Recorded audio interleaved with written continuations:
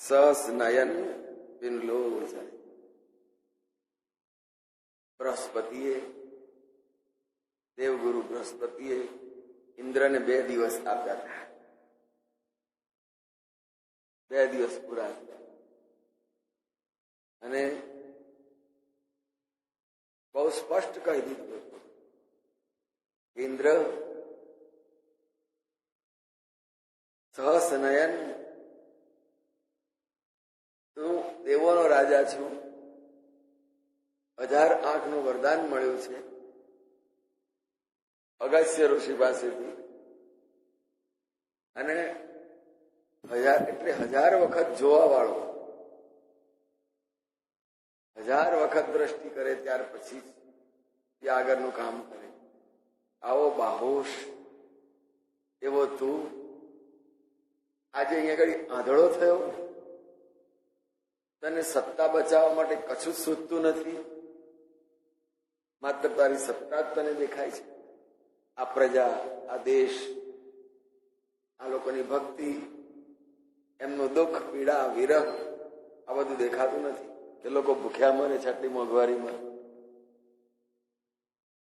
સહસ નયન, જેની પાસે દીર્ઘ દ્રષ્ટિ હોય, જેની પાસે લાંબી દ્રષ્ટિ હોય, જેની પાસે બધું જોઈને નિર્ણય લેવાની દ્રષ્ટિ હોય, એને સહસ નયન કહ્યું. અને એ શાસક બની શકે છે. હવે આવો શાસક છે ને છતાંય શું તારી આંખમાં કોઈ દ્રષ્ટિ નથી રહી? એનું લોચન છતી આંખે આંધળો, એમ બૃહસ્પતિ દેવગુરુ એને અપમાનિત કે જે કોઈ શબ્દોમાં, કડક શબ્દોમાં કહ્યું. ઋષિઓ પાસે, કુલગુરુઓ પાસે આવી શક્તિ હતી, એટલી તાકાત હતી કે શાસકને કાન પકડીને બેસે. મૃગને, નહુષને જુઓ ને, એનું મંથન કરી નાખ્યું, એને સત્તા ઉપરથી હટાવી દીધો ઋષિઓએ ભેગા થઈને. તો આમ બૃહસ્પતિજીએ પણ ઇન્દ્રને જે કહેવાના હતા એવા કડક શબ્દોમાં કહી દીધું, માયાપતિ. અરે જે માયાનો ધણી છે, માયાપતિ, અને જે માયાનો ધણી છે એના સેવક. એ માયા તો સેવકને પોતાના બાળક તરીકે સાચે. ભગવાનના સેવકને ભગવાનનો જે સંતાન છે, બાપ છે જગત. તો જો માં છે તે ભક્તને પીડા આપશે ખરી? માયાપતિ સેવક સનમાય. માયાપતિના સેવકની અગાડી એની જ માયા, અને તું એનો દુરુપયોગ કરવા જવું, આ વાત તને છાદતી નથી. અને જો હે દેવરાજ, આમાં કઈ પણ ખોટી રમત રમવા જઈશ ને, પોલિટિક્સ રમવા જઈશ ને, તો સવળું થવાને બદલે એ અવળું જ પડશે. કરહિત ઉલટી પર તારા બધા પાસા અવળા પડશે. એટલે ભગવાનના આ સેવક અગાડી સાહસ કરીશ નહીં, નહીતર આ સાહસ તને ભારે પડી જશે, મોંઘું પડી જશે. માયાપતિ સેવક સન માયા કરહિત ઉલટી પર. જોઈએ છે આજના શાસકોએ કેવા ભૂલભુલામણીમાં કેવા અવળા પાસા પડે છે, કેવા ફસાઈ જાય છે. ઉલટી પર ઘણી વાર દાવ પેચ રમવા જાય ને અવળા પડે ત્યારે પછીથી હવે શું કરીશું, અપરાધ થઈ ગયા પછી, જેમ ધનુષમાંથી બાણ છૂટી ગયા પછી કહી શકે. આવા ઉલટા પાસા પડશે, યાદ રાખજે. કોઈ પણ રમત રમવા જઈશ આ તો પ્રજાના પ્રશ્ન છે. અને દુઃખી પ્રજા છે એ ભગવાનની પાસે જઈ રહી છે, અને એની સામે તું આવું છળકપટ રમું છે. બસ અહીંયાથી અટકી જા, એમાં જ તારું છળ છે.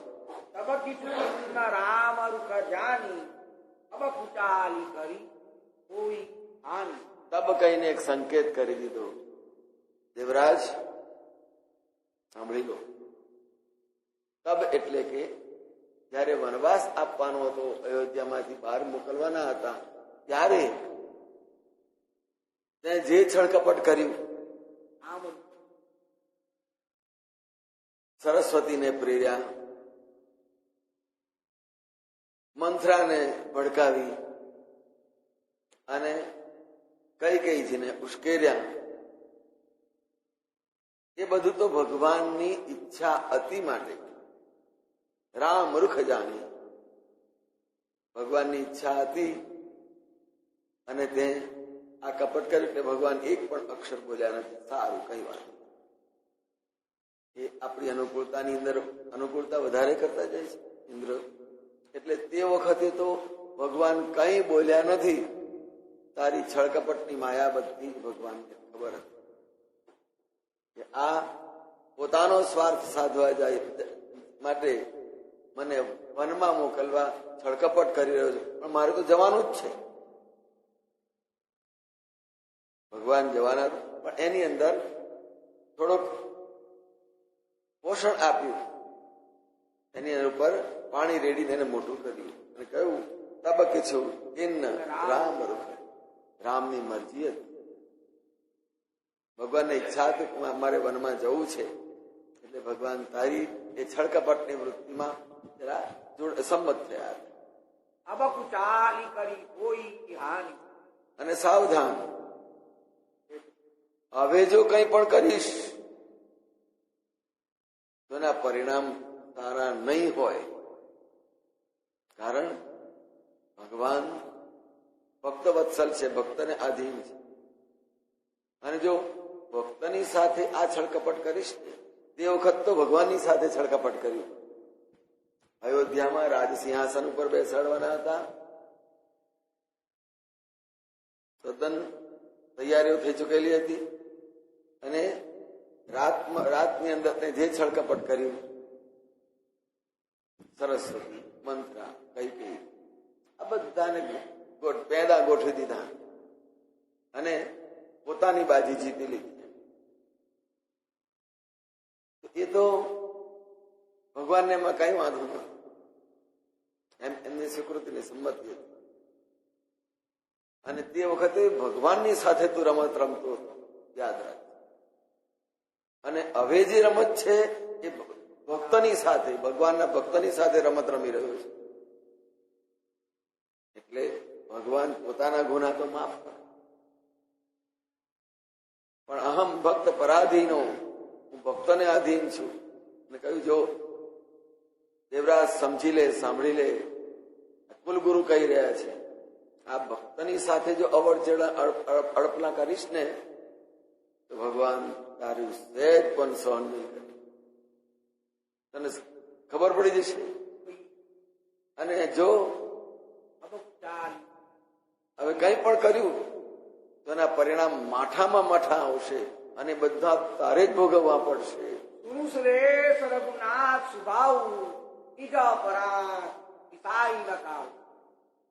સ્પષ્ટ તુલસીજી એ વાતને કહી દીધી. હે સુરેશ, હે દેવોના રાજા, સાંભળ મારી વાત કે ભગવાન નો સ્વભાવ કેવો છે. સુરેશ, રઘુનાથ સ્વભાવ બહુ કોમળ છે. એમનો ભગવાનનો કોઈ પણ અપરાધ કર્યો હશે ને તો સારું, કઈ નહીં જાય, કઈ વાંધો થઈ ગયું, ચાલ આગળ. એમ કરીને ભગવાન એને સાથે લે.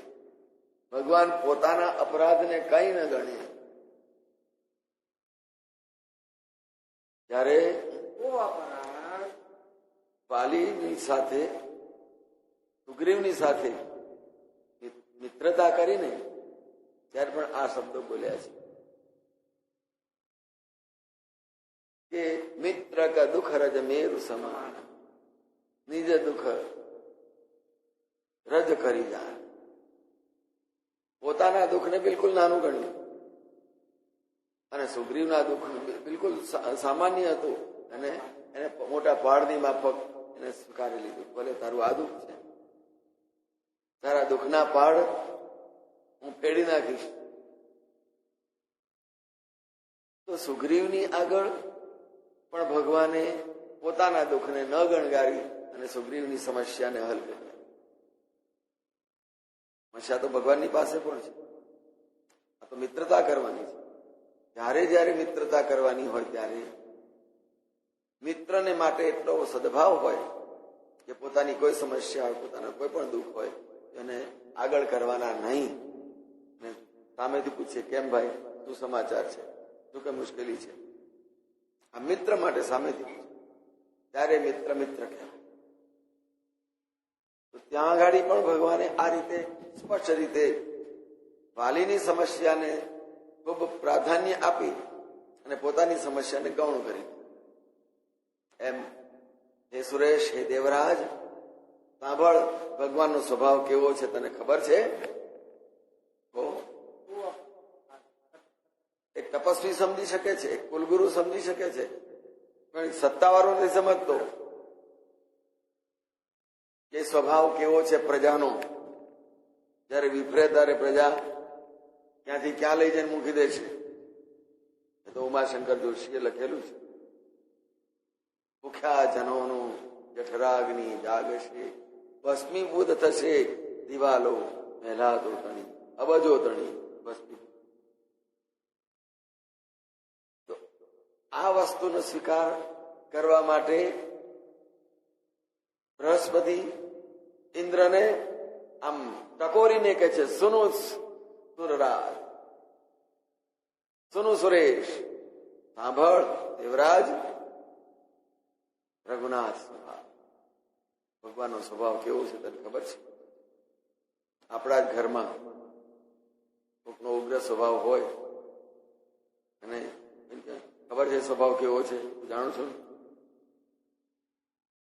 એનો પરિચય કરાવે. એમ અહીંયા આગળ પણ દેવરાજને બૃહસ્પતિજી જાગૃત કરીને સ્વભાવ કેવો છે એ સમજાવે છે. સાંભળ દેવરાજ, ભગવાનનો સ્વભાવ તારે જાણવો છે. એક મારો સ્વભાવ તારે જાણવો છે. જયારે બહુ માણસ ગુસ્સામાં આવે, અહંકારમાં આવે, તારે જાણવો છે મારો સ્વભાવ, બતાડી દઈશ તને. એમ બૃહસ્પતિ સુરગુરુએ પણ કહી દીધું, તારે જાણવું છે. નિજ અપરાધ રિસાય. ભગવાન પોતાનો ગુનો થઈ ગયો હોય ને તો ભગવાન સહેજ પણ ગુસ્સે નહીં થાય. પણ જો પોતાના ભક્તનો અપરાધ કર્યો તો ભગવાન રામ રોષ પાવક સોદરે, એને ભગવાનના રોષનો અગ્નિ પાળીને ખાક કરી નાખશે. તારું એક અંશે હોદ્યો નહીં ચડે, ધૂળમાં ક્યાંય ભેગો થઈ જશે. કહેવાય એટલે ઠપકો આપી રહ્યા છે બૃહસ્પતિજી કે જો ભગવાનના ભક્તનો અપરાધ કર્યો તો ભગવાન તને છોડશે નહીં. એને મારું આ કર્યું છે ને, યાદ રાખજે, તને છોડીશ નહીં. અને આજે તો સોપારી આપી દીધી, એટલે પતાવી દીધી.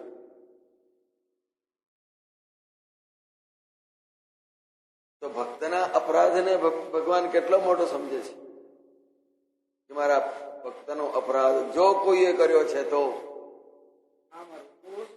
ભગવાનનો આવેશ. અને જો ભગવાનનો રોષ જો આવો પાવનકારી હોય, અરણ્યકાંડમાં જોજો તો એનો પ્રેમ કેવો મજાનો હોય. ભગવાનનો રોષ પણ જો મુક્તિ આપતું હોય તો પ્રેમ કેવો હશે. આમ બહુ સરસ શબ્દોમાં કહ્યું. એટલે અહીંયા દેવરાજને હજુ સમજાવતા બૃહસ્પતિજી એને કે પાછો વળ, નહીતર હમણાં તારા